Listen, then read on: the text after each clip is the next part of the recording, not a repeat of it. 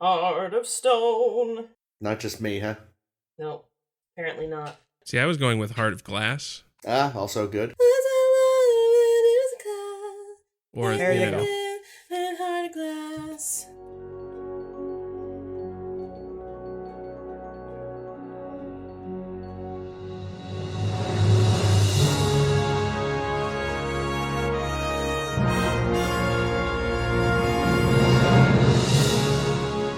Hello, and welcome to A Star to Steer Her By, Star Trek Shitcast.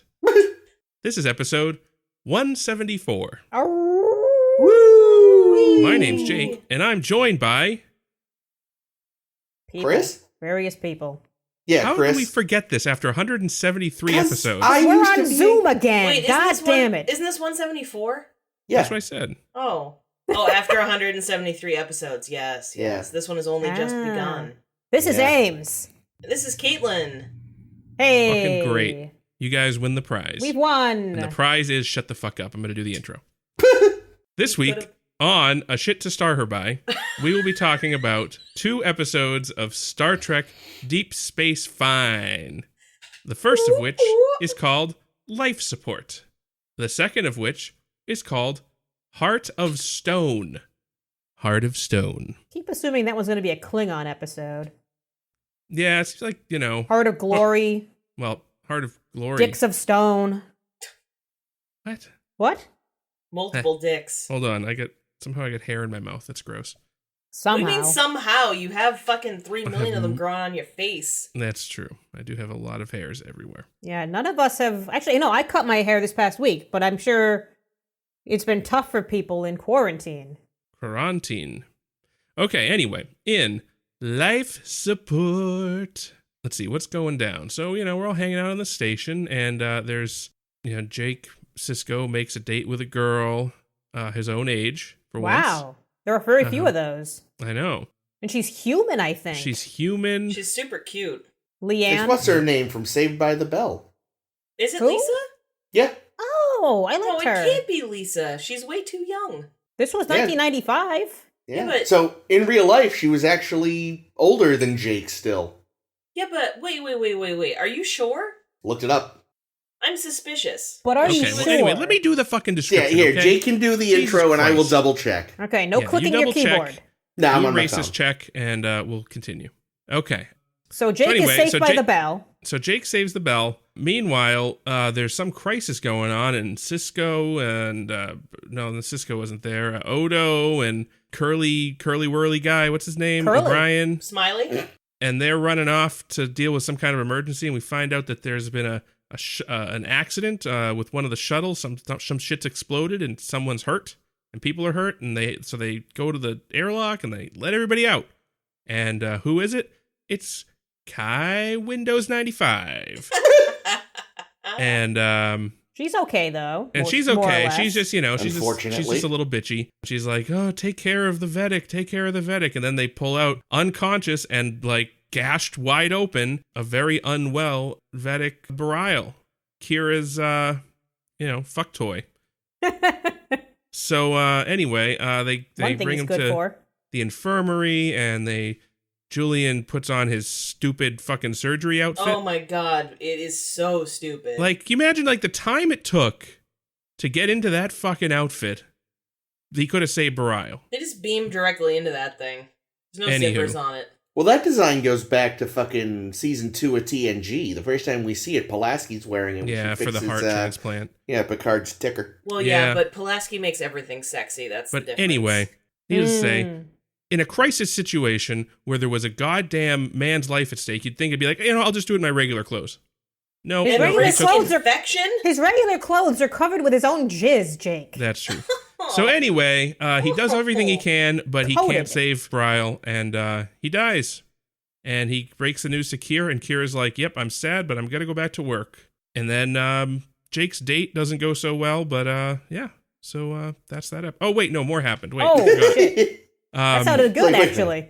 Yeah, so anyway, as they're doing the autopsy on Bareil, his brain starts doing shit, and he's like, "Oh shit!" I mean, not Bareil, but Doctor Nose face. Bashir. Julian's fries.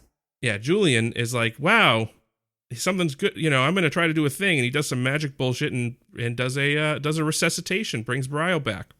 Cordrazine comes up at some point. Yeah. So they're here to do a negotiations with the Cardassians. So Wynn goes and she's going to do the negotiations because Bareil's not quite well enough. Wynn kind of sucks at it, doesn't know what's going on, and she keeps going back to Bareil, who's convalescing, and is like, hey, can you help me out? And Bareil's like, yeah, I'll help you out, until, of course, the fix that Bashir did, kind of started breaking. So he's going to die again, and Wynn's like, no, you got to fix him. So Bashir fixes him again, but this time by replacing part of his brain with a positronic brain, and he kind of makes him weird. How much more weird than he already is, though? More weird. Oh, I didn't notice the more difference. weird. It honestly felt like less of a stretch since his fucking acting is already so robotic. But... Oh, you got his number. Needless to say, the negotiations succeed. Wynn wins the day. Hey. Get some glory for herself, and and it's all good. Oh wait, no, Bareil dies again. Yeah, the brain thing breaks down, and Kira's like, wait, can you replace the other half of his brain with a robot brain? And Bashir's like, well, then he'd just be a robot brain. Go fuck a computer, lady. Jesus. I still have Commander Data's phone number. So yeah, doesn't quite work out. Bareil does die, and one person has a sad. Also, exactly over in the B plot, Jake has his date, but Nog sort of comes along and Ferengi's all over it. Jake's girl there brings her friend for Nog, and they're having a date, and Nog treats her like shit because Ferengi, and Jake gets embarrassed, and then Nog gets embarrassed, and then they both get arrested, and then they make up and they're friends again. But that's how bad the date was. Neither one of them got laid, so. I like to think that Leanne and Riska just went off on their own and had a great adventure. Yeah, they went to the holodeck and got laid. So I did just double check. So yeah, no, if that's not the girl from Saved by the Bell, Wikipedia and Memory Alpha and Google are all lying. It's wild. She looks so different, and I feel like she already would have been really close to Saved by the Bell if had not already been in it at that point. Well, Saved by the Bell was very 90s, so they were kind of 90s-ing her up. And I feel like this is like the 3090s or something. So she's more... Yeah, but you know how fashion comes back into play. There's cyclical... Well, she didn't have the big hair. That's true. Or the high-waist jeans, or... What's funny is I didn't really watch Saved by the Bell. I'd seen, maybe 3 episodes in my whole life. So the fact that I went, this woman's really familiar, and looked her up is, insane. Somehow I recognized her when I barely watched the show. Oh, hashtag casually mentions they're better than you. No, I just think it's funny. No, I'm just kidding. Chris is the biggest Saved by the Bell fan here. I actually really liked Saved by the Bell. Oh yeah, I remember watching it an awful lot. I don't remember much about it. It was sort of a girls' show, though, I feel like. No, I think it was for everybody. I watched it. You're a big Zach Morris fan? No. I was... Zach was the least interesting thing about that show. And he was also a total fucking sociopath. He was wild. I was more into Welcome Back, Kotter. You would be. You know who else was into Welcome Back, Kotter? Bareil? John Travolta? Yeah, so, Father, what a waste. Yep, what a waste. I never knew how much I wanted him to die until it was taken from me. I was like, no, don't save him! Put him back. Well, okay, so here was my thing. Yeah. I took copious notes. Ooh. How many Saved by the Bell characters? Just the one, sadly. They had originally wanted Screech to play the friend for Nog. I'd watch that. So at first, and I'm sure this was on purpose, so I'm not pretending that I'm brilliant, because I'm not, because I was wrong. But at first, Kai Wynn's first thing after they get off the plane is the plane, the whatever, ship is, was it sabotage? And then seemed really surprised when it wasn't. And all I could think was got dropped. I kind of felt like it was, right? I felt like she did it, and she asked if it was sabotage specifically because she wanted to make sure she'd covered her own ass well enough. Mhm. And I guess I'm still not sure that didn't happen. Yeah, but, I was like, very much thinking she who smelt it definitely. Dealt Wait, it. Still I'm sabotage. confused though, right? Because why would she? Why? Why did she? Because she so- could have died. Well, I think I don't know. I mean, I think she probably knew that wouldn't happen. But I also think, like, I feel like it would be in her interest for Bareil to die and then peace with the Cardassians. But the whole thing was that fail. she wasn't a good enough negotiator to deal with the Cardassians. But she didn't so- know I that at know. the time. Well, it's not even that. I think she was hoping that peace talks would fail. Really? Because She's I a feel secret Cardassian. She's in league with Gul That's it. Dukat. The two of them are really hot together. No, I Well, don't no, know. but like I can't imagine the two people's after. I can't imagine wanting really badly to make peace with the people that genocided your people. Well, it's Well, more, she's I think also it's more about genociding like her the people. reparations and things like that, right? Yeah, I guess I don't know. My initial feeling was like, okay, so she did this. She wanted to sabotage it. She didn't want the peace to happen. So the And again- sabotage thing just goes away. Yeah. They say, "Oh no, it wasn't sabotage." Like they didn't even like blame the Cardassians. Really, they just kind of got Well, lost. no, I mean, I think there was, I don't think she sabotaged it or was involved in any way. I mean, I think that we are so conditioned to think that she's up Then to why no bring good it up? because the whole idea was that she was on a top secret mission to negotiate with the Cardassians. Is it It's And true. secret? I mean, the Maquis or whatever could Because people like the Maquis or perhaps Bajoran, extremists would. Or Cardassian I was gonna say hardliners. even Cardassians could have been like, we don't want this peace Yeah. treaty. So, like, plenty if of people anybody had could've. found out about it, there's a risk that some jackoff could plant a bomb to try to stop it. And My Yeah, God, like- it was. just to clarify, I'm sorry. It was Jellicoe. This is his new tactic. who's Jellicoe again? Really? Yeah, He's a Captain Cardassian Idiot. expert. He's Captain not an idiot. He's the Four- one that makes lots of four-shift puns on rotation. shitposting. Oh, dear. Yeah. Okay. Sorry. I was like, who's that? Get it done. I'm an idiot. Get her done. I would just say I didn't come out of the episode thinking that she had sabotaged it, but because she brought it up in the beginning, I thought she had sabotaged it. And then when she seemed to be like in earnest about saving Bareil insofar that she wanted the peace treaty to make it, I stopped thinking that. But Yeah, I think that Julian was right on the money when he was like, yeah, you want him to live because you want a scapegoat in case you fuck this up. Good. Yeah. She's very smart. Yeah, I'm definitely with Jake, where I think what it was mostly just because they know we inherently mistrust Wynn anyway, and it's sort of just to set up the, when you realize, like, oh, no, like, she's legitimately trying to, like, govern, it would be sort of a shock. So it was just an accident.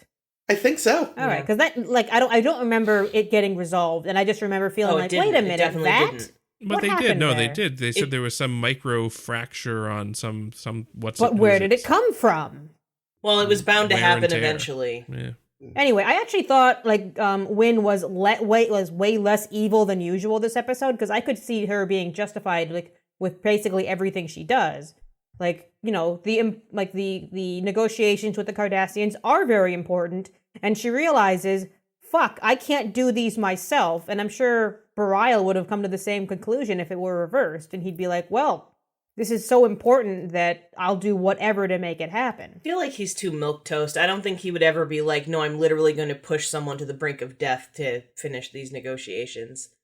But I also think that for her, it's definitely like it's a happy coincidence that she got rid of him, though, because even with, when Avery Brooks, right? When Sisko greets her, he's like, oh, pardon my saying so, but you kind of suck, so I figured this would have been Bareil's idea. And she's like, you're right, my child, I do suck, and it was Bareil's idea. So I kind of wonder if, like, again, I'm sure, I don't think it was sabotage, I don't think she planned it, I don't think she did it on purpose, but I'm sure she's not sorry to have, like, her number one rival and the person who has all the good ideas and, like, that other people know she couldn't possibly have had for herself out of the way. I don't know. I bet you she thought about banging Kira too, though. I hope that there's still time. We're only on season 3. Yeah. Yeah, no, you get the sense here, it's like, Wynn is definitely, one of these people, she, like, wanted the position and then got it and realized she was in way over her head. That Yeah. sounds like someone. No, I kind of do, and I think that was one of the points of this episode was that she was not equipped to do these negotiations. She did not At have the all. ability. I mean, she kind of got, elected Kai in the midst of this.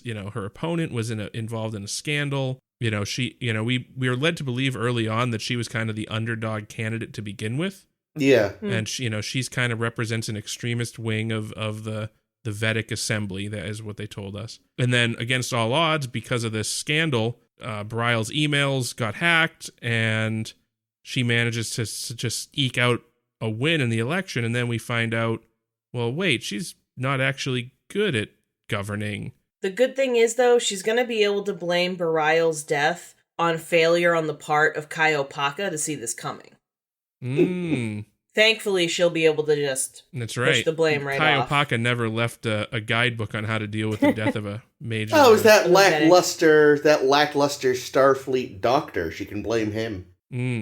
Sure. I mean, no, also, I'm drawing we're a Trump parallel to our current administration. No, I understood. Okay. Fair. No, I also wonder, because Bareil was the one doing these negotiations. You can't just step in without knowing at all what has gone on already. You can't just say, all right, Cardassians, get me up to speed, because the Cardassians are going to say, well, everything was going in our favor, so you're just going to continue that. But they did kind of try to do that, because when she goes... Oh, okay, I was going to say, because she goes to him and he's like, we fucking already decided this. They're not getting that. You tell them to suck a dick. That's what I mean, a better leader would have, knowing they're now going, even with Bareil with her, maybe would have read some she doesn't even seem to know anything about the armistice, which... It seems like anyone trying to get the gig of Kai should at least, even if there aren't negotiations planned, you should at least know the details of the basic armistice that happened. Yeah, and I noticed also that when they were in that negotiation room, did you notice that they were sitting on opposite sides on the short end of the table? They weren't sitting all the way 30 feet apart, which is traditional for negotiations. That's the Jellicoe standard right there. Yeah, although he comes in 20 minutes late, so that's true. She probably also showed up on time, which was that bitch. Her problem. What it is that they got sick of having to stand up to pass the salt. When Kai Wynn is salty, she prefers to be up close, But yeah, I don't know. Yeah, you know what I read was that the original pitch was very, very Frankenstein, and they basically turned Dr. Bashir into Dr. Frankenstein. But it was just a random federal ambassador in the middle of negotiations with Romulans. But everyone's all like, yeah, but we don't care about this ambassador, so we don't give a shit whether he lives or dies. These people cared about Bareil? What's wrong with them? I'll get to that. And then they're like, yeah, and Romulans, we don't even see Romulans out here really at all, so fuck that. And they considered for a hot second changing the role to O'Brien, since Cole Meany was kind of rumored to be leaving at some point because he's been doing lots of movies. Fair, yeah. Yeah, but that didn't happen. They kept him around anyway, and he wasn't in Aliens. Oh, was he in Con Air?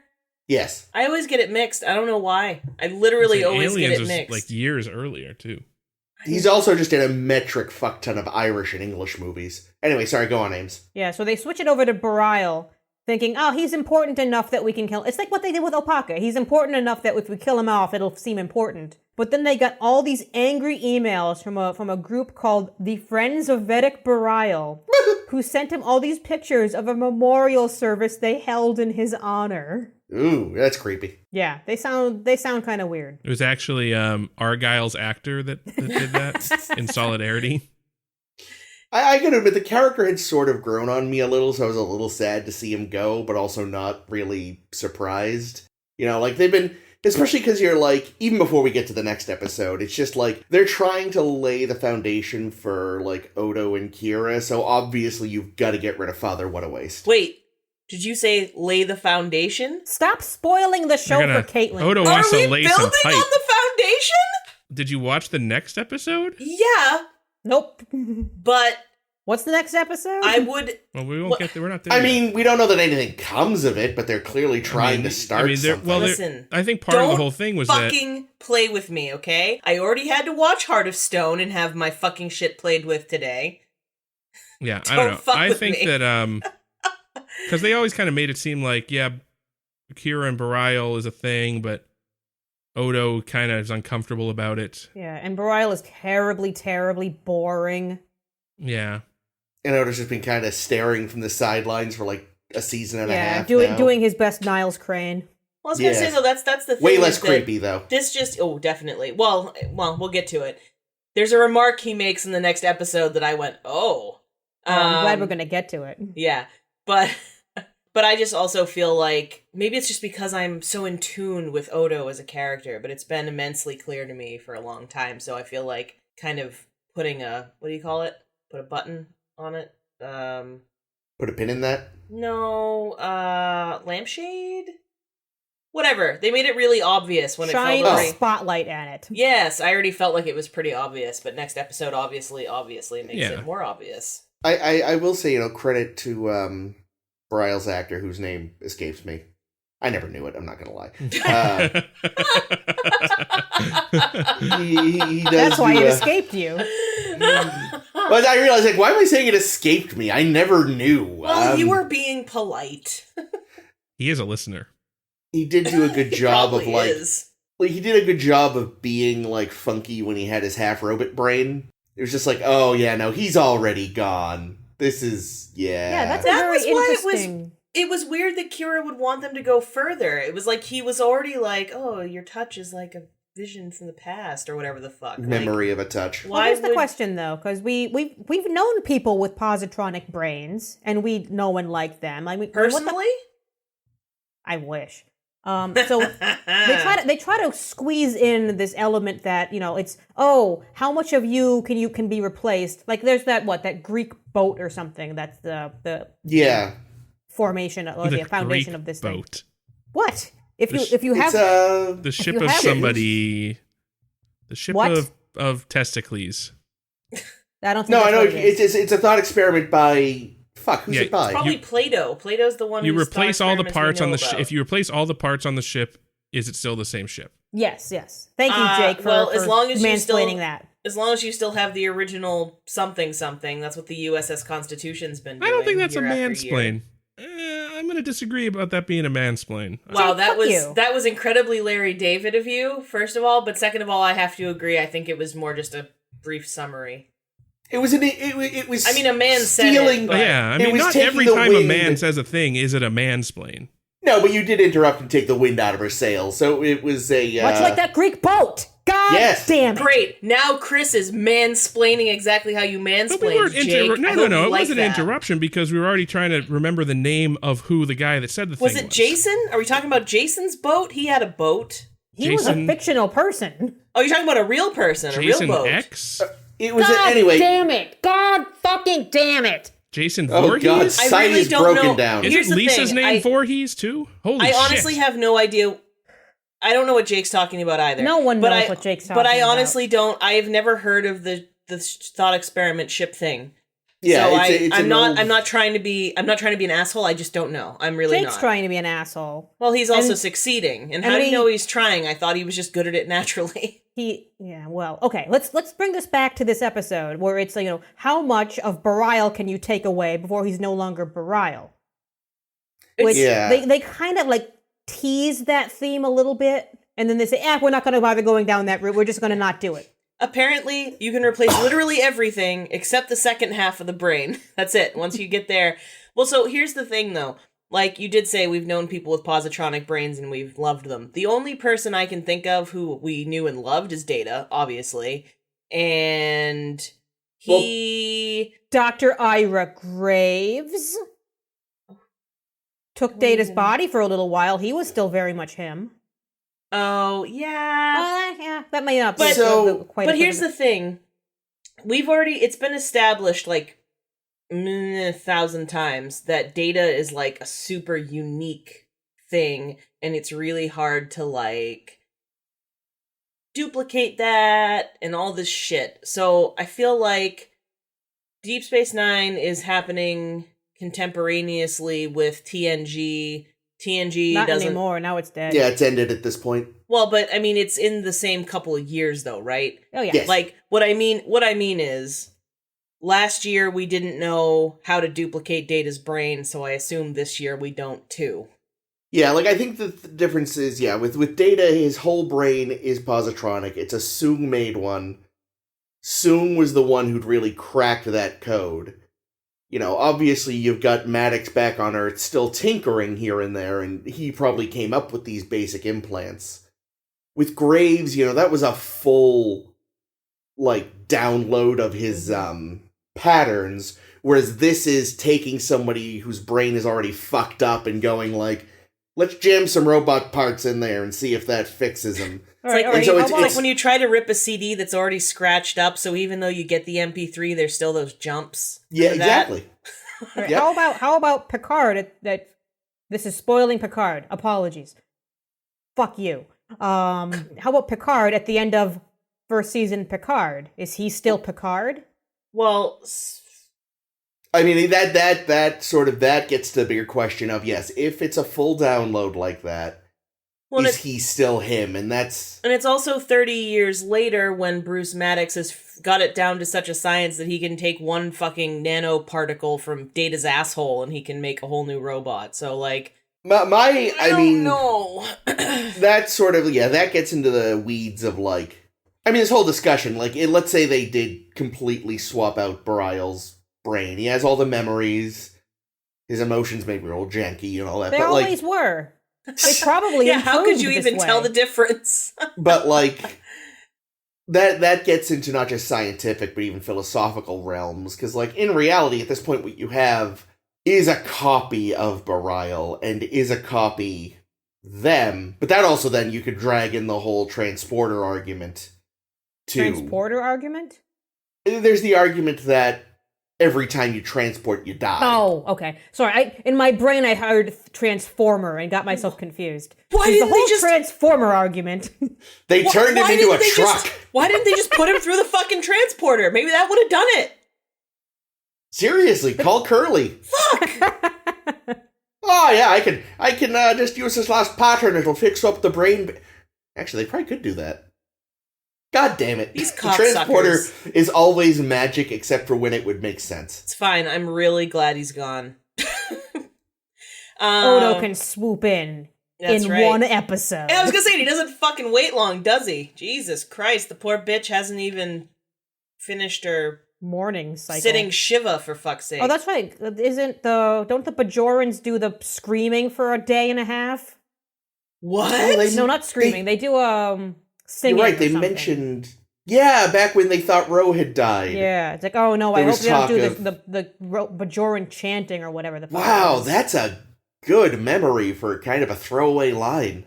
Listen, Ames is great at the deets. Nope, apparently I don't know a ship name, so I still don't know. We'll find you some links, Caitlin. I mean that's a thing a lot of people aren't going to know about, so I don't think that's So the thing about Bareil. There's a thing about Bareil? Yeah, I don't give a shit that he's dead, but I care a lot that Kira cared that he was dead. Okay. Because that closing scene, I know we have a B plot to talk about, but there's no reason we can't talk about the end of the A plot and then move on. No, not at all. Yeah, no. Literally, when I tell you, honestly, I was gleeful when he died, and then they were like, oh, his brain is still firing. I was like, God damn it, don't you dare! And I don't really know why. I didn't know until this episode how much I wanted him going away to be an option. This is what quarantine has done to Caitlin. Yeah, dude, no, it's turning me into a monster.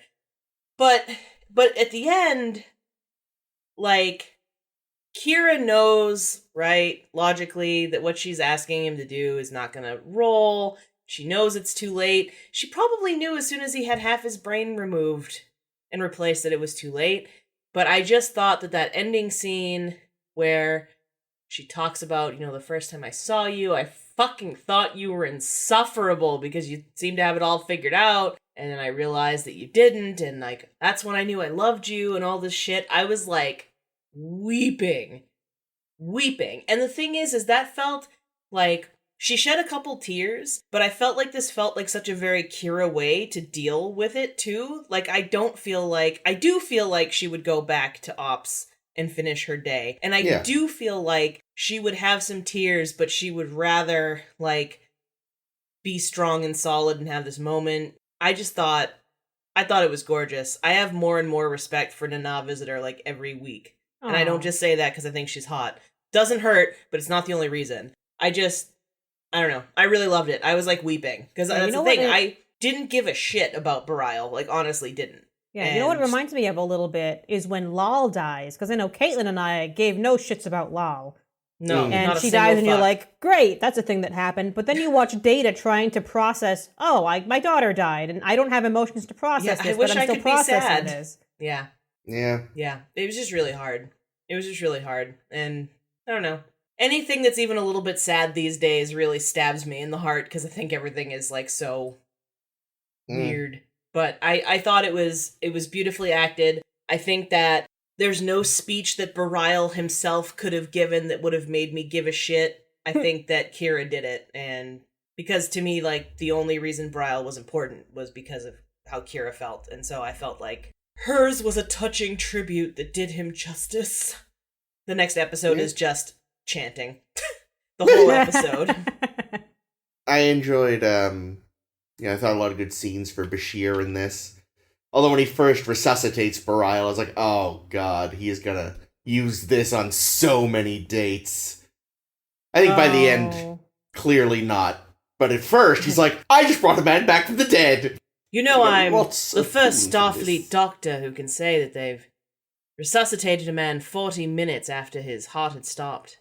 It's funny you mentioned that they originally had more of a Frankenstein angle, Ames, because I was like, oh man, talking about having to zap his brain back to life. It's Dr. Frankenstein in this situation. So a little of it apparently was left there. But I thought he did a really good job. I loved his scene with Wynn. Which one? The one where he When accuses he her of not calls her caring a anymore? coward. Oh Yeah. my god. Yeah, just like straight up like, oh, this is why everyone hates you. I haven't had much time to figure it out, but oh dear, you're awful.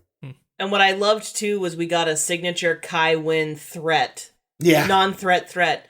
I won't forget what you've said here, Doctor. It's just like, I'm just the physician. There's nothing I could want you could stand in the way of, you dumb bitch. She has a way of having accidents happen around her. So, I mean, True. that time that little school building was bombed randomly. Oh, God, Who yeah. can say how that happened? But yeah, I always like it when they have the doctor characters doctor around, just be like, this and that be damned, I'm here for my patient, yada yada. Do not get... It's like, it's the ultimate opposite of the needs of the many. It's like, you understand this treaty's important, right? Don't give a fuck! Have a patient really have qualms about turning him into a robot.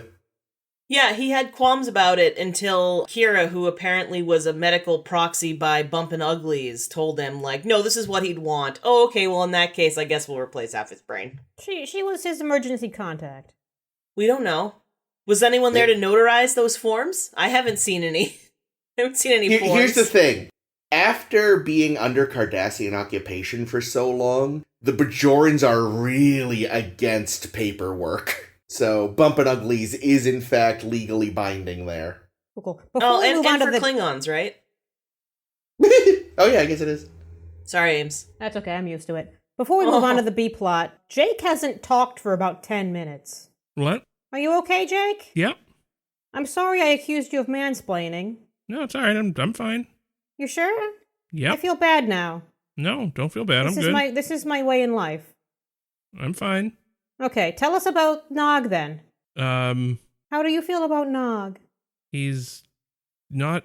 Apparently, I have more in common with him than I knew. Oh no! That's not what I was setting you up for. I was gonna ask if Nog was some kind of hero to the incels, and now I guess I have the answer. Thank you, Jake. Glad I could clear that up. Well done.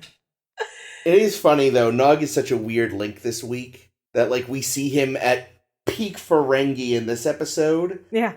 And then in the next true. episode, it's like, it's a weird kind of two sides of him. Because, I mean, culturally, he is a Ferengi, but yeah, so it'll be, well, obviously we'll discuss that a bit more when we get to the next Money is money, one. but women are better. And you know what's even better than that? Starfleet? Apparently that's a personal rule, not a rule of acquisition. Yes. I loved that scene where Jake was like, so I have to break our bro date for a girl date. And I'm watching it, I'm like, oh wow, Nog is taking this really well. Oh. It's funny, because I mean, when they started to introduce that plot, I was like, okay, we're having this really serious A plot about, like, politics and dying Bareil and all this other stuff.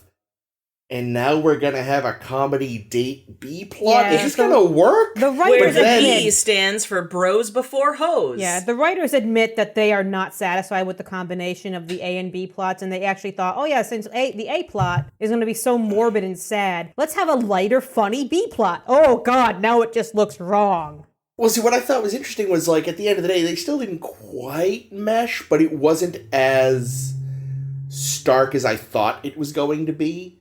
Because, like, the date happens, and it's super uncomfortable. Like, not funny uncomfortable, just uncomfortable. Yeah, no. And then it turns into this much more interesting plot of, like, you know, you get Sisko admitting, like, I was wrong about Nog. God damn it. No one's wrong. I much did this that today, too. I literally messaged you that way. I'm sorry. It's my fault. No, it's okay. I do it all the time, too, already, though. So he's like, I was wrong about Nog and this and that. And, you know, it's... The only way to reach across cultures is to understand that we're not going to see eye to eye on everything straight away. And the only way to maybe... You know, if you look at a culture and feel like, that seems a little, you know... Well, you gotta be able to sit and talk to people about it. And... You know, I thought it was ultimately a good message of, like, you know, you've got to understand that when you reach across to people, like, they're not going to automatically be like you. And it was a good... in a weird way, it sort of worked with the whole we're having negotiations thing in the background. And, like, I like that it wasn't full-on comedy shenanigans. It turned into something... The Nagus didn't show up or anything. Oh, boy. Oh. My boy! You handled it perfectly! Yeah. You sound like a Muppet. Yeah, I can't do the Nagus as well. I was Who thinking does you the Nagus sound well? like the one of you alien does. from the Crash Bandicoot racing game. Mm. Yeah, I really liked that. I hadn't thought about the parallel between the negotiation, but I really like that idea. But I also kind of like, so this is the question I have, is like, but when you're meeting halfway with people, like, what's your responsibility to reject that fucking horror? Because, I mean, I know the Ferengi are not part of the Federation, and as far as I know, probs don't want to be, right? Am I wrong? I doubt it. Yeah, I'm sure they don't want to be, because they don't have the same value system at all as the Federation. Yeah, in Well, the least. Not a single one. Here's the thing. They kind of do, right? Because Ferengis are, like, super capitalists, and Starfleet is, or the Federation is sort of America. Yeah, but the Federation Starfleet isn't capitalist.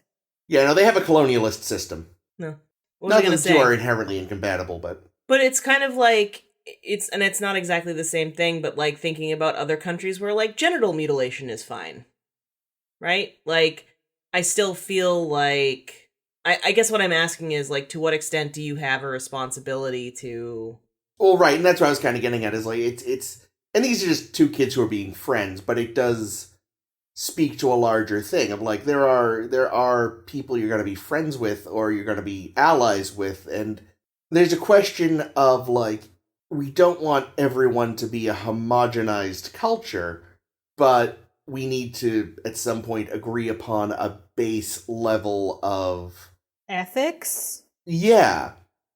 And how does that... And there is no easy answer to that, you know? How does that work? How do you deal with that on an individual basis? How do you deal with that on a political basis? It's something without an easy answer. And for them being just two guys, you know, two kids who are friends, it's easy enough to just go like, no double dates. I mean, they probably though, won't. I'm sure they won't ever again. Well, Nog even says that, if we're gonna be friends, double dating's off the table. Ha ha ha ha. But, you know, that's acknowledging, like, you know, it's like, yeah, you treat women in a way I'm deeply uncomfortable with, but I'm acknowledging it's your culture, and, you know, for each individual, that sort of varies on what you're willing to deal with. Although, obviously, Nog is Nog. Nog Nog is going to have to eschew a lot of his beliefs if he wants to stay in Starfleet. Yeah, I feel like... Gotta take your female co-workers more seriously. Yeah, I was just gonna say, I feel like he gets thrown out, like, week 1, because he says some of that fucking sexist shit to some, like, wannabe ensign, and they're just like, get out. Yeah, no, I definitely expected that to clash far more than it did. I like that Odo left them in jail together. Yeah. Odo, I can imagine him later at the bar, like, well, he didn't specify when he wanted to be let out. They're still there. No, I love that. I love how Nog figured it out. It was very cunning. Yeah. It's like, wait a minute. My if dad's you're not in here screaming at me. Your dad's not here getting you out of it. Nog knows what's up. I know we didn't do it. Hold on. It was actually really good. I thought the same thing. I was like, wow, it's pretty good that Nog is like, why aren't we being yelled at? Good job. I also like to imagine maybe Odo just legitimately forgot, and later it's like Home Alone. He's in his apartment, his quarters, and he's like, suddenly like one of the random items in there grows his face and hands, and he goes, I left him in the jail. Cisco. Now I want to watch Home Alone. Don't. It's not even in I'm season. gonna go do it right now. See you later. Is the only time we saw Quark this episode when he made a delicious-looking souffle? Oh, right, the souffle. Oh, that he my named God. after Kai Wynn, and I thought that was adorable. Speaking of fucking Armin Shimmerman and his writer, requiring he be in every fucking episode, because that's the only time we see him is for this fucking cringeworthy moment of being like, check out this shit I named after you. Lick it off my finger. Yeah, I've never that met was a woman I don't want to like- plow. And then he, kind of takes her hands a little bit with his hands and is, touching her and shit, and I'm like, oh, you got I feel like slobber on your hands. I feel like in this case, it's less legitimate interest and more she's the Kai, and therefore very important on Bajor. That she lick his fingers? He's like, listen, bitch, chew this cake and spit it in my mouth. That's how Ferengi women do it. No, but any sort of hitting on her is less because he actually wants to bag her and more like... I didn't think it was flirtatious. I just thought it was hugely inappropriate and not necessary whatsoever. But as we've seen, that's how Ferengi do. True. I do, though, love it because I think nothing offends her sensibilities more than knowing that people are ordering a cake named after her. She does, yeah. She would hate that. She makes a bit of a face, and it's just like, good. Dumbass. So, Ames, I shouldn't tell you about the chocolate chip cookies that I named after you. I would eat those cookies. Give me those cookies. I'm really trying to hold back, because there's just lots of dirty jokes. Oh, that's the joke. No, I don't know. I just want cookies. Yeah, I do too. So, yeah, I agree though, and the look on her face was pretty magical. But it was subtle, which was good. She didn't overplay it, but it was a good oh, wonderful. I mean, that's Louise Fletcher being amazing. So she's great. I really enjoy watching her. Loving hating her is just one of those things that makes DS9 so delightful. Yeah, no, she's nails being just the worst. Yeah, she's good. I like her. I like when she shows up in an episode. Do we want to move on to the next one? I feel like we keep kind of encroaching on it, so unless anyone has anything else. Oh, my final note is this is the first episode that overlaps with Voyager airing. So Voyager's on the air now. Oh. Okay. So expect the writing staff to be split again. I was going to say, because this episode was great, so it's actually kind of incredible that they were working on a second show.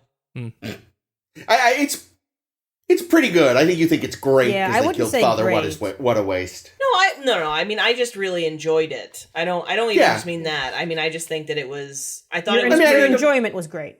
Yeah, fine. Don't get me wrong. I don't think it was by any stretch a bad episode, but I think great might be a little slightly over-egging the pudding, in my opinion.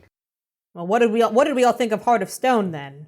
I don't remember what it's about. Let's good God, what was it about? Let me tell you what it was about. So in Heart of Stone, in the A plot, Kira and Odo are heading back from some Bajoran colony, and they encounter a Maquis vessel involved in some bullshit, so they chase it down to a planet, and then they beam down, or they have to land because the planet's covered in some kind of bullshit that makes it so nothing works. And they chase the Maquis into some caves, and they get split up, and then Kira starts shouting, Odo, help me, I've fallen and I can't get up. And Odo walks back, and he sees that she's got her foot stuck in a crystal of some kind.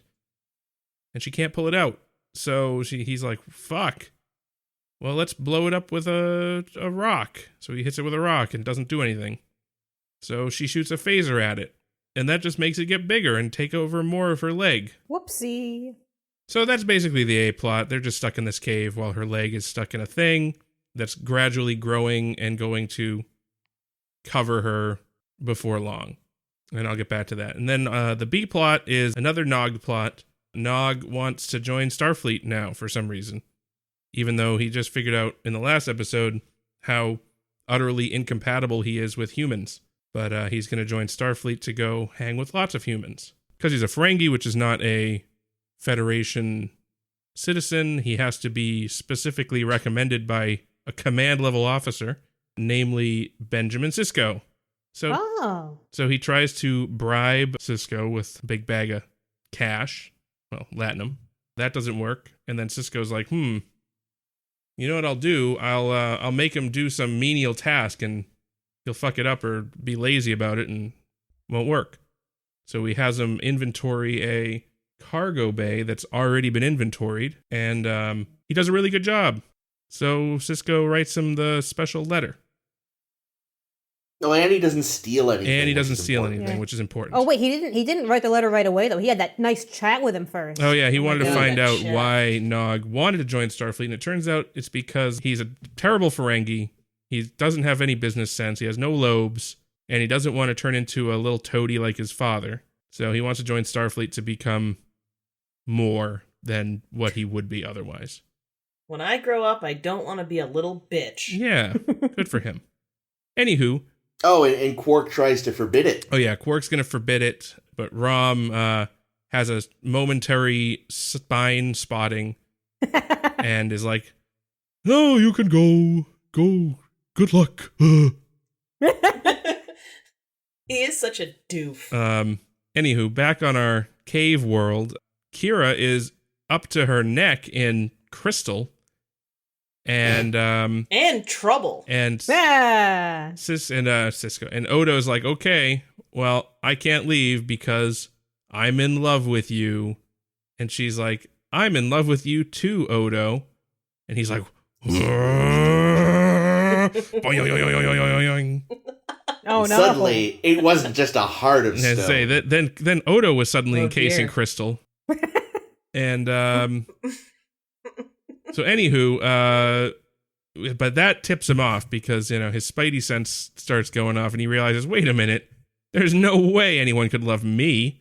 Oh, so sad. Except for Caitlin. Oh, Caitlin does love Odo. So he's like, who are you? And then Kira starts smiling, and it's like, wait a minute. And then she turns into that changeling bitch that we met in the Gamma Quadrant.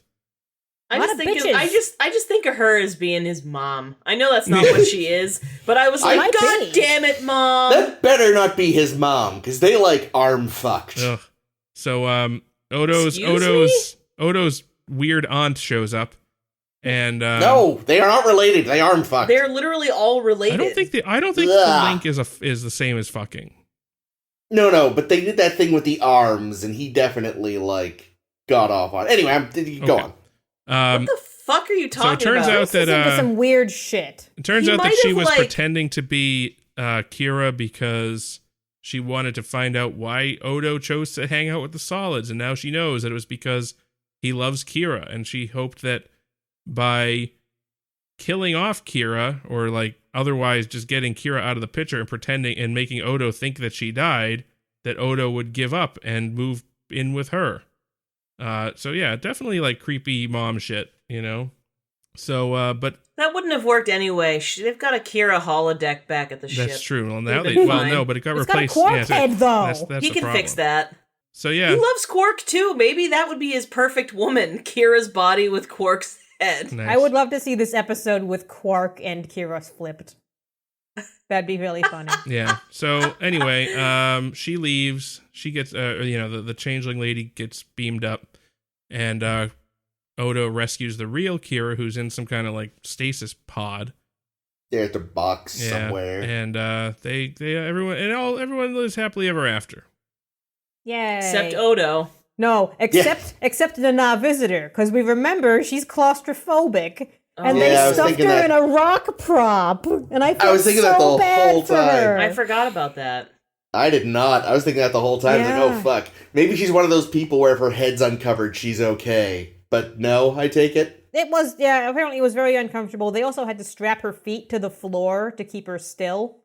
Oh, during the crystal part, you mean? Yeah, during the whole crystal part. They, built a chair into the crystal so she could rest. Well, that was good of them. Shit. Yeah, it looked terrible, though. And the whole cast and crew are really unhappy with the rock prop because it looks really fucking dumb. Oh, it looks shit. It really dumb. At the beginning of the episode, I was like, this episode is gonna be fucking stupid, isn't it? Couldn't have been more wrong. But in the beginning, I fucking hated it. Because I'm like, how the fuck did you step into that by mistake? And the thing is, I went through a roller coaster on this episode. Because at first, he's like, she's like, I'm gonna go this way and you go that way. And then 3 seconds later, she's like, oh no, help! And I was like, there's no fucking way that's really Kira. So from the beginning, I'm like, this is not Kira. Oh, really? Wow. I was like, nope, it isn't. Yes, I thought that, but I let myself start to believe the illusion. And by the time they were confessing their love, I was literally sitting in my living room screeching with delight, literally yelling, probably my neighbors have called the police. But then, right after she said it, I was like, I just remembered this isn't really Kira. Aha. Son of a Kira bitch. would never say that. And then 2 minutes later, he's like, I know you're not really Kira. And shit. And It's a hell of a bluff to call her on, though. He must have been super sure. I mean, granted, he is Columbo, so yeah. And just one more thing, Kira. And he's been reading all those books that the chief is giving in between kayaking sessions. My joke was Odo is the kayak. I really loved. There were actually 2 pieces of world building type shit that happened in this episode that I loved so much. The first was when Bashir was talking about having that. Oh yeah, that crewman is budding. Whatever kind. That's they were Ensign budding and was Villick's trying plan. and wanted to give him some time off from his usual shifts because of his condition. And Sisko's realization, you mean he's pregnant? Budding. Oh, I'll have to send him a card. Oh, did you get him anything? Oh, O'Brien and I are planning a baby shower. What? I love that it's all the men too. That's so fucking cool. It was so beautiful. I was just like, wouldn't it be nice if it was okay for dudes to do that? I mean, why wasn't that the episode? I loved that. I just thought that was so I thought it was really beautiful. And I get it. I fall in love more and more with Sisko every fucking week. Every week, I'm just I fucking love Sisko. And again, even though we are not ourselves the biggest baby fans, I just thought his joy at finding out that someone was pregnant and we have to get him something. He might need a crib. Oh, it's twins? 2 cribs.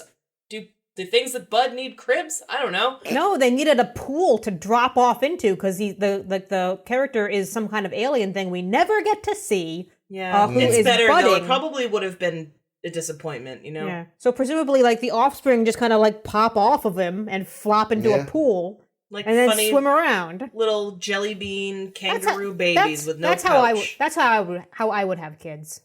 Budding. Yeah, you don't have to go through the childbirth thing, and then they just swim away and they're done with them. Pop off. And the other one was this kayaking business with O'Brien. The idea that Odo is going on lengthy kayak trips. He's gone on 2 already. He and O'Brien have their 3rd date tomorrow night. O'Brien sings Louie Louie, apparently. Yeah, that ancient Earth sea chanty.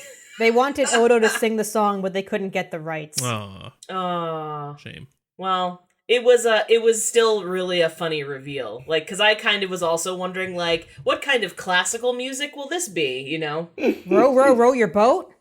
No, that's taken. Let's do a round and have some marshmallows. But yeah, I just I don't know why. Like, again, maybe just the idea of leaving my house and doing something with another person just sounds really, really intoxicatingly wonderful right now. But, like, just these little world building things they're so, like, I love what Deep Space Nine is giving me as a world. Like, I love that there are budding aliens and men planning baby showers and two guys can be in a kayak together and it's totally fine.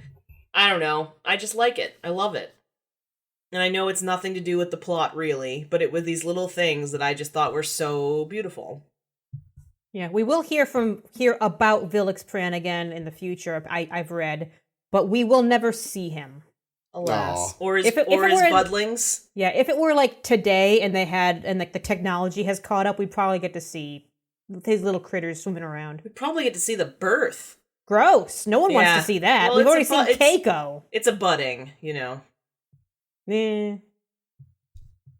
Worf is the one that delivers it again, and fucking Worf got Ensign what's his name pregnant. I what I liked was they had to have a technobabble thing to try to break Kira out of the Who's It. But there's a lot of technobabble. That's true. It's Odo, so he couldn't just have it buried somewhere in his head like the Chief or something. So they were like, all right, so how does he know something like this? Like, we know fucking crime reports. And I thought that was a clever way to... Because if Odo just came up with that, I'd be like, wait a goddamn minute. But the Odo fact is that it was like... a physicist now. Yeah, like the fact that it was something he read in a report, it's like, that makes sense. I kept waiting for him to turn into liquid and use it to explode the rock. Me too. I thought the same thing. That feels like the most obvious answer to this problem. He got to be a tarp and protect Kira from falling rocks. Oh, is that what he did? Yeah. Yeah. I wondered why he had gone sparkly for a minute. I was like, why did that just happen? Yeah, but, okay. No, he straight up Mr. Fantastic to the situation. It's because he is fantastic. Yeah. More so than Mr. Fantastic, who's actually kind of an asshole. Cool. Please, Mr. Fantastic is my father. Yeah, I got a lot lost in a lot of the technobabble because they're in this cave, they're on this planet. Was it revealed that the whole planet is what's kind of making nothing work? Because the teleporter won't work. Well, and its the atmosphere won't work. They talked about the atmosphere being a problem on their way down. But the they phasers were work. trying... Yeah, I don't know why that works, but they were trying to use the transporter to like save the guy flying the other spaceship. The Maquis ship? Yeah. Which they was were probably trying just to, entirely Changeling Lady? Possibly. The whole ship was her? No, But they- because but the they ship was had still named- there. The ship was crashed on the planet. That was just her pretending to be a crashed ship. Well, yeah, but she must have had an actual transport to get there, so the ship was probably real. Well, But she was regardless- she was beamed out by the Jem'Hadar, presumably. At the end, yeah. Oh, But okay, yeah, yeah. and she definitely implied, like, they legit just stole that ship. Because when Odo's like, how did you get that? She's like, we're not going to reveal all our secrets. I'm also going to assume I that the thought planet was seismically active, but I think that all the other stuff, like the fact that they couldn't use tricorders or transporters, was probably some technology that the Dominion had set up, because she was able to beam true. out just fine at the end. So Oh, they yeah, probably good just point. turned on some kind of dampening field. Like, what's her name had on yeah, Hotbox Planet. yep. Paradise. Thank you. Yeah. Mhm.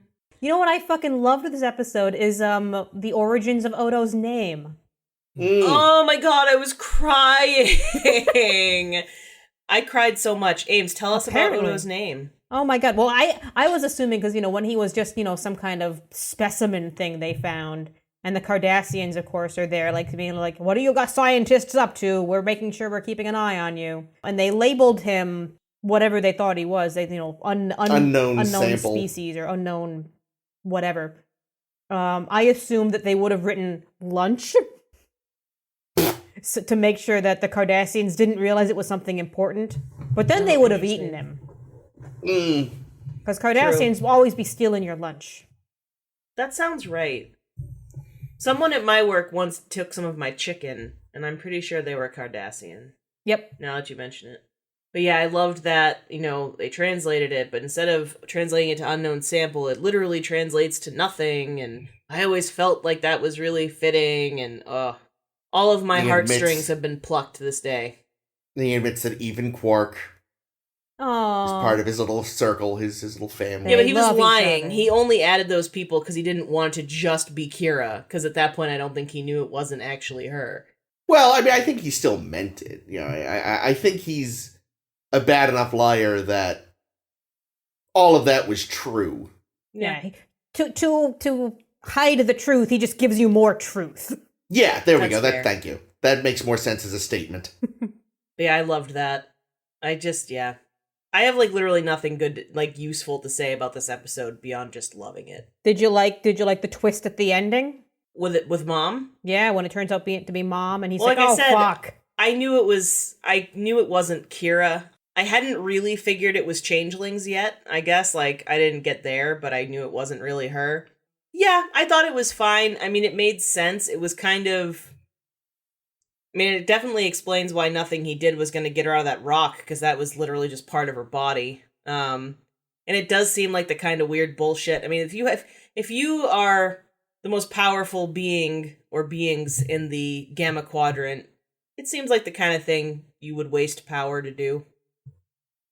Yeah, I often screw myself over because I read the synopses before the episode, so I know what things to research before we record. And literally, before I even read the synopsis, in like the sentence introing whatever the article is, it's like, oh yeah, fans didn't like the whole twist that it was the changeling lady the whole time. Like, well, I've spoiled myself for getting spoiled now. God damn it. But I did a great job not spoiling myself on another thing I'm going to tell you guys, because this was my exciting thing I did this week. Is that I read in that, first sentence fucking thing that the idea of this episode came from a scene from the novel Sometimes a Great Notion by Ken Kesey, who's the writer of One Flew Over the Cuckoo's Nest. But they say that Sometimes a Great Notion as a novel is even better than Cuckoo's Nest. But I didn't read the novel. I watched the movie, the 1971 movie, starring and directed by Paul Newman, who's pretty good in it. The movie overall is middling. And I start watching this movie not even knowing what the connection to this episode is going to be. So I'm like, all right, what are they going to do? And they're talking about trade unions and stuff, because it's about a group of lumberjacks during a time of a big union strike. And I'm watching these lumberjacks, and they're cutting down all these trees and doing this stuff. I'm like, how is this episode going to tie in? How is this going to be relevant at all to this episode? And there is the most traumatizing scene I've probably ever seen in a movie, which is very impressive because there's like no blood or gore or anything. It's in this particular scene. But the whole time I'm like, I don't know if I can watch this because this is really, really troubling. But you watch it anyway because it's so good that you can't tear your fucking eyes away. And that's that there's a log that falls on this guy in a river and pins him in the river. And he's got, he's under the log and he's holding on. And his friend comes over, Paul Newman comes over, and he's like, well, I'm stuck under this log. I guess we'll just have to wait for the waters to rise a little bit more so that the log floats up off of me and floats away. And they're like, okay, we'll wait for it to do that. But then you're thinking, wait a minute, as the waters rise, it's going to go over your head. And you're thinking, okay, they have a way around this. They'll figure this out. They're, trying to lift him up, and they're trying to move the log and all this stuff. And Paul Newman says, all right, well, what we'll do when the water goes over your head is I'll just keep giving you mouth to mouth for as long as it takes for the log to float away. So basically just giving him a breath of air every time he needs a breath of air. Sounds wicked gay. I love it. They mentioned that, and it was very 1971. So that starts to happen where suddenly the guy is like, well, I can't reach the air anymore. I'm underwater. And they succeed for a long time in keeping him alive. And they're making it, they'd been cracking jokes, up until this point, and they hadn't made it implied at all that he would die until it stops working.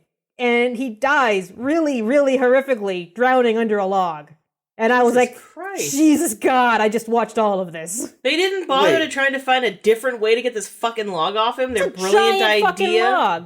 Get a fucking, some kind of lever or some shit. I don't know. It's a giant fucking log. His chainsaw had run out of juice because he flooded it into the fucking river. So that sounds fucking awful. I never yeah. want to watch that. Wasn't that plan doomed from the start? Because when you breathe out, it's carbon dioxide. What? The mouth-to-mouth part. It's not all carbon dioxide. Is it enough for someone to... Yeah. Apparently. There was a crazy artist lady and her lover man that did a quote-unquote art exhibit. Art in the biggest fucking scare quotes. Where they basically put themselves in, I want to say some kind of a tube thing, or they put their heads in something so that they couldn't breathe anything but was already in there. And they basically just breathed each other's air until they both passed out. And they could breathe for a while before all the air that they're breathing stops having enough oxygen to keep you alive. Okay, see, I had always assumed that mouth-to-mouth was less about getting oxygen to the person and more about just getting the lungs moving. So that is, I have learned something. Cool. We're officially an educational podcast. Very. I wouldn't recommend doing that. Does it count if you learning it, though? I mean, there is a non-zero chance that maybe someone listening also learned it, so... That's fair. Yeah. No, you're true. You're right. I am. I'll look up that art exhibit, too, while I'm at it, but... Gonna apply for a federal education grant of some kind. Sounds like a great idea. Gonna get us on PBS. So, we haven't really talked a lot about the Nog side of shit yet. Right. Am I right? Yeah, so, no, I... Very different from last episode. Very. Very many faces to Nog. I called this one, too, actually. Because as they were showing that episode, that part of the... So, in the beginning of the episode, Quark... Or not, maybe it's not the beginning, I guess it's partway through. But Rom is fixing the replicator, and Quark's like, is it done yet? Jesus Christ. And they're like, well, I told you. Rom's like, I told you if you didn't turn off your laptop once a week, this could happen. And Quark's like, well, you didn't say it would, you said it could, whatever. And something about, anytime something goes wrong, it's your fault. It's in your contract. And as that's happening, I'm looking at Nog, looking at Quark and Rom, and I'm like, you have just decided that you are never going to grow up to be a bitch like your dad. Right now, you've decided. Or a bitch like Quark. Yeah, or a bitch like Quark. Well, Quark does all right. He does all right, but you look at him like doesn't have his own moon. Yeah, he said, like, I only own this bar. This is fucking bullshit for a Ferengi. Yeah. Well, but imagine, who's the bigger fool, the fool that follows the fool or whatever, and Rom is the bitch under the bitch, so he's like second seat bitch. So then, Nog's like, I'm gonna become a Starfleet. It's gonna be great. Is this the first time he's mentioned it, though? Because I feel like he mentioned wanting to be... Is it? Okay. Pretty sure. So, and I think part of it is that, like, I already knew that he wanted to be in Starfleet, I think. Just from being spoiled on things? I think so. So, like, I kind of was, like, not sure. Like, I think that sucks, right? Because I think the conceit of this episode is, if you don't know that he's in earnest, is you could think that the end game really is, like, I'm gonna get in this cargo bay and steal some seriously expensive shit. And even if that wasn't the plan from the beginning, then he's being the opportunistic Ferengi, and of course he's gonna take advantage of what he's given, right? But I never had any concern whatsoever about Nog doing anything other than an exemplary job, because I knew that this was actually something he really wanted, and it wasn't just like some plot bullshit to let him Ferengi it up like last time. So I really liked it. I liked that, I thought it was actually kind of cool that his whole thing was like, his hard work ethic thing was like, well, all right, figure out the inventory. Because that actually feels like something that, even if he doesn't have the, like, drive to be a great capitalist or whatever, he's probably learned some things about, the importance of your spreadsheets. Yeah, exactly. Like Quark. Quark saved the Klingons. Yeah. He did, with spreadsheets. So he's not a totally terrible Ferengi. He's got some of it. He just doesn't, But, in a way, but actually, so this is interesting, right? Because this kind of gets into the different types of Ferengi in the same way that, like, we've mentioned, or Chris, you've mentioned that the idea of, like, different types of Klingons, right? Like, there can't all be warriors. Somebody has to, like, farm. Yeah, like we met that scientist friend of Bev's who got totally murdered. So murdered. Oh, yeah, that Ferengi that time. Dr. Rega. Yeah. What a bummer. Yeah, what I thought was also interesting was, like, the way they've used, lobes as a got the lobes for it, it always felt like it was just a stand-in for, just they got the brains. But you realize now, when they say lobes, they specifically mean business acumen. Because he's not saying he's stupid when he says, I don't have the lobes. He goes, I don't have the lobes, but I could be in Starfleet. It's like, there is a distinction between intelligence and business but savvy could he in that be expression. In Starfleet, though? I mean, we saw the entrance exam. We saw Wesley Crusher try to do it. And there's no way Nog, who can't even read. He can read now. Yeah, barely. Jake is just going to tutor him in Starfleet Academy stuff, Here's even the though thing. Jake's not going. Here in the 21st century, we have ways around people who have, for example, disabilities, learning disabilities that can't read. If you're going to tell me that every fucking textbook in the future isn't an audio textbook, I call bullshit. There's no way that he won't be able to get around that really easily. Wow. Yeah, and plus I'm sure we also have species that there are different limitations that they have versus, what a human being would have going to Starfleet. But I don't think the issue is that Nog is, intellectually disabled. I just think he's not very bright. Well, but not being able to read isn't the same as not being bright. All I mean is your specific example was he can't even read. And I was using that as a proxy for he was not interested in or able to complete his school tasks, but not because he had a disability, but just because it was not something that was valued by his culture. Yeah, and a human was teaching it, so fuck and that. He can't deal with women. That's going to be tough at the Academy. Well, depending who you ask, that's not a disability. Yikes. I'm just kidding. But and I think the implication is that he and to a certain extent his father is like, they actually are quite intelligent. It's just they grew up in a society that didn't value their kind of intelligence, so they've never been properly trained. So I think, if Rom Nog really sets his mind to it, and really, he's gonna have to buckle down with some textbooks, toot fucking sweet. But that he theoretically has the ability, it's just been untapped because, like you said, Jake, his culture didn't value it, so they didn't try to teach him those things. He certainly clearly has a lot of practical knowledge that he's picked up from his old man. Yeah, I just think, though, that Sisko's really putting himself out there by recommending this kid. Well, Sisko wears his heart on his sleeve, too. Anyone could come to him and say, I really, really want to have a better future. I want to be better than my parents. Sisko would be like, I want to help you so much.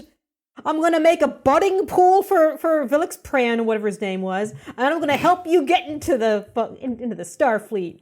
And he's already been through, Starfleet psychological abuse with Sisko just shouting at him. That fucking psych test is going to be nothing when it comes along. I don't know.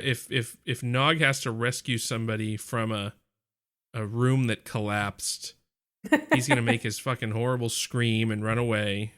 But that's just it, though. That was Wesley's personalized... I doubt we do, but I would love to see Rom's psych test. Nog. God damn it, did I do it again? Nog. What is Nog's psych test? See, I like that you keep messing up the name, because it shows how much Nog was just going to be just like his dad one day. Yeah, from this episode on, we're going to get the name. It's perfectly right to show how much he's grown. There you go. Right. Nog's psych test is going to be having to report to a female commander. That's good, actually. That's probably what it'll be. Female.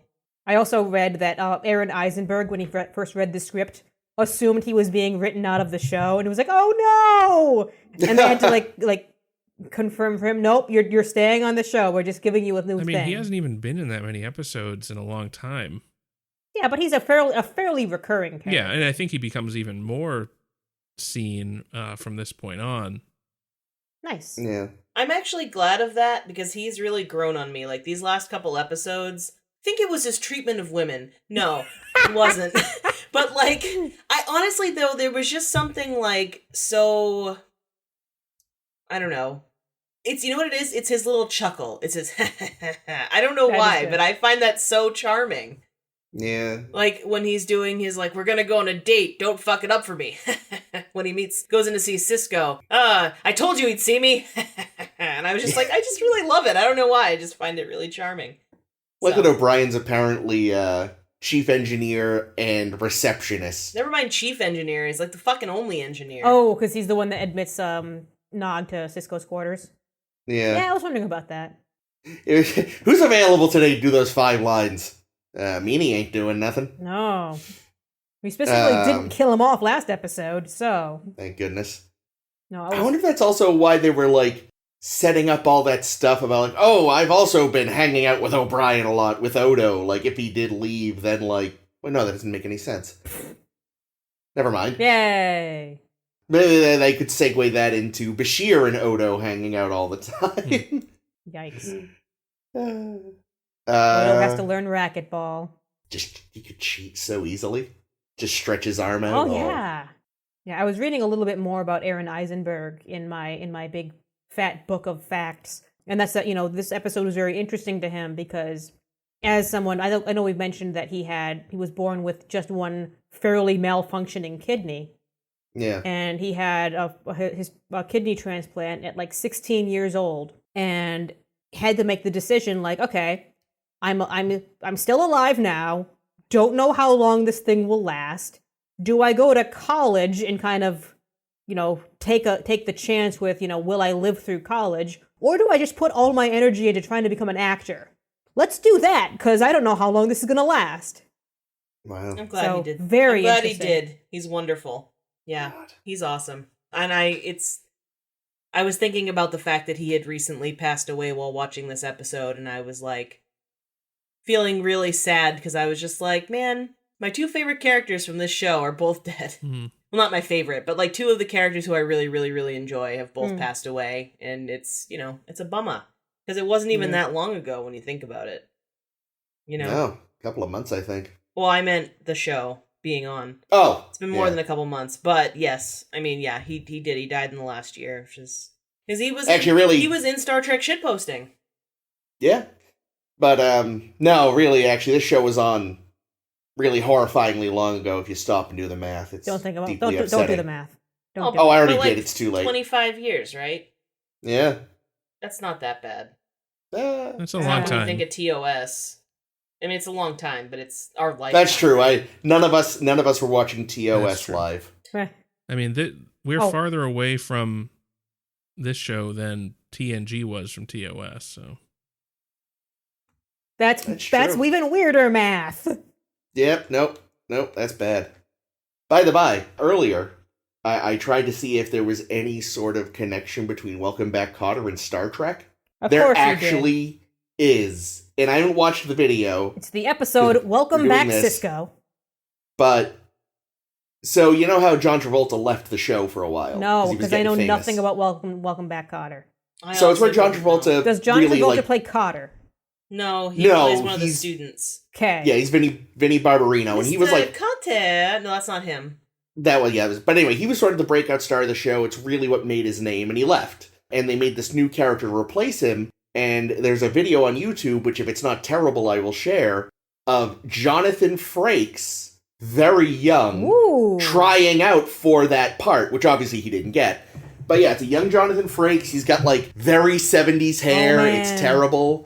So yes, weirdly enough. And I'm sure if I just Googled Welcome Back, Kotter and Star Trek. I was thinking maybe Rene Auberjonois was in a random episode because he was a character actor in the 70s or something, and instead I hit Riker Pay Dirt. Nice.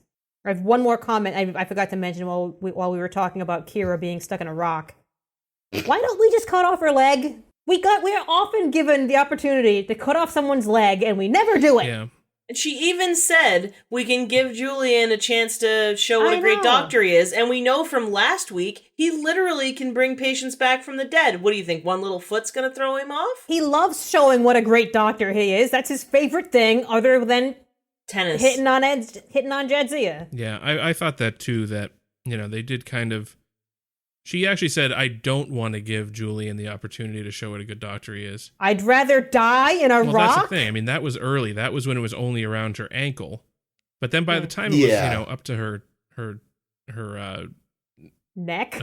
Knee, or, well, when it's up to her neck, you can't really cut off the leg anymore. That won't do much.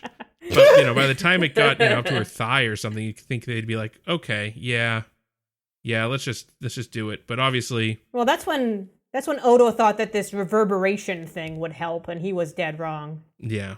That's the thing. I guess I feel like if you're like, all right, surely we'll figure something else out, and by the time you realize nothing else is going to work, you've gotten to the like at your waist point, and it's just too late. Yeah. They also were assuming the whole time that it was a crystal creature because they couldn't use the tricorder on it, so they thought it was just a crystal.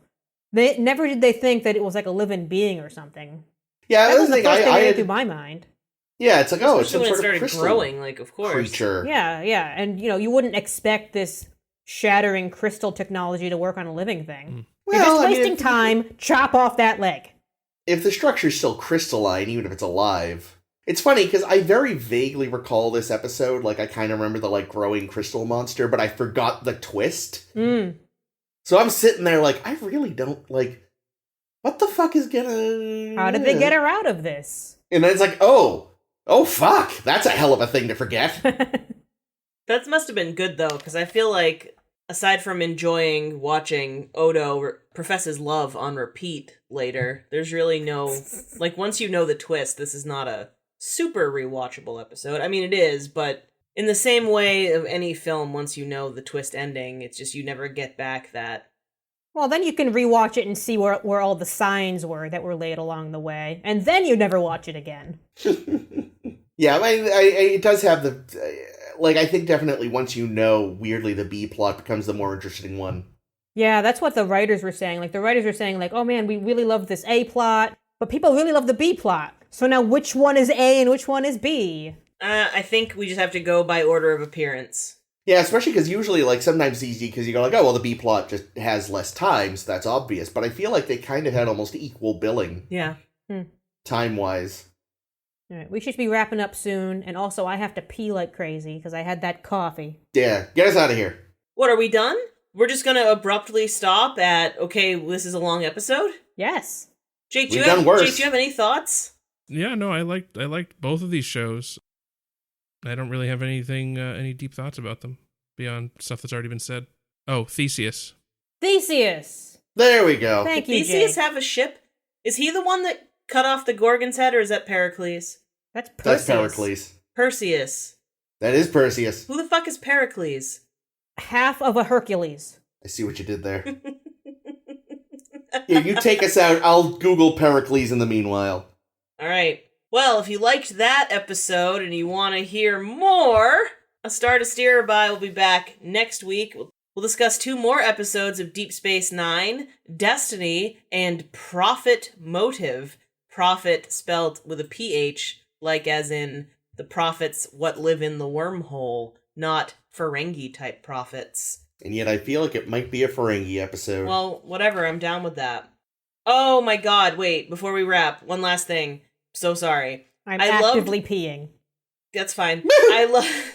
I loved the line when Rom and... God damn it, now I'm doing it. I loved the line when Nog and Cisco were talking, and Nog's like, I have my father's hand and my uncle's tenacity. I know I have something to offer. I just need a chance to prove it. I thought that was so beautiful. It was also, good job. in big fucking letters, I don't want to turn into my father, end up like my father, or whatever the fuck.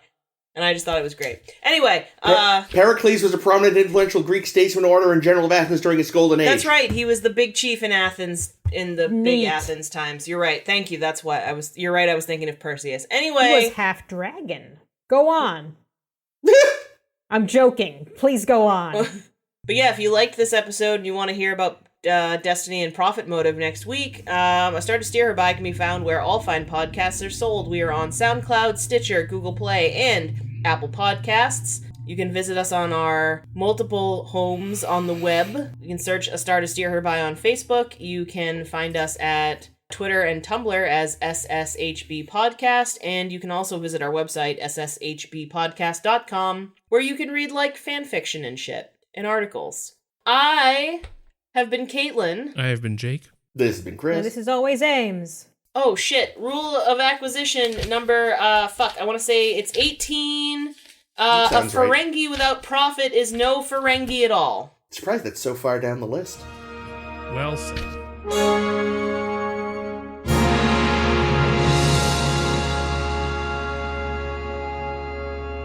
as a side note that doesn't need to make it into this episode, I'm now envisioning that meme of Frodo saying, "All right, keep your secrets," but it's Odo to Mom. To Mom.